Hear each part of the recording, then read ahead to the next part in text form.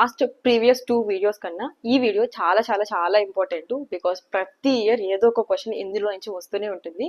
నేను ఆల్రెడీ చెప్పాను కదా, ప్రతిదీ క్లియర్గా ఉండాలంటే మీరు కాన్సెప్ట్ని అర్థం చేసుకోవాలి. అలాగే ఎక్కువ సార్లు రిపీటెడ్గా రివిజన్ చేస్తూ ఉండడం వల్ల మీకు ఎటువంటి మిస్టేక్స్ అనేటివి జరగకుండా ఉంటాయి. So without any further delay let's get in to the video. So ఇవాళ ఈ వీడియోలో మ్యూటేషన్స్, అలాగే pedigree analysis, Mendelian disorders, chromosomal disorders అన్నిటి గురించి క్లియర్ గా అయితే చెప్పేస్తాను. బిఫోర్ మ్యూటేషన్స్ అంటే ఏంటి అని తెలుసుకోబోయే ముందు మీరందరూ జీన్స్ అంటే ఏంటి, డిఎన్ఏ అంటే ఏంటి, క్రోమోజోమ్స్ అంటే ఏంటి, ఇవి అసలు ఎక్కడుంటాయి అనేది ఒక క్లారిటీ అయితే ఉండాలన్నమాట. జీన్స్ అనేటివి డిఎన్ఏలో ఉంటాయి, డిఎన్ఏ అనేది క్రోమోజోమ్స్ లో ఉంటుంది. జీన్స్ యొక్క ఫంక్షన్ ఏంటి, దాని దగ్గర ఒక ఇన్ఫర్మేషన్ ఉంటుంది. ఆ ఇన్ఫర్మేషన్ ఏంటంటే పర్టికులర్ క్యారెక్టర్ ని మాత్రమే ఎన్ని జనరేషన్స్ అయినా కానీ ఎక్స్ప్రెస్ చేయాలి. డిఎన్ఏ అంటే ఏంటి, జెనెటిక్ ఇన్ఫర్మేషన్ ని సెవరల్ జనరేషన్స్ కి క్యారీ చేస్తుంది అనమాట.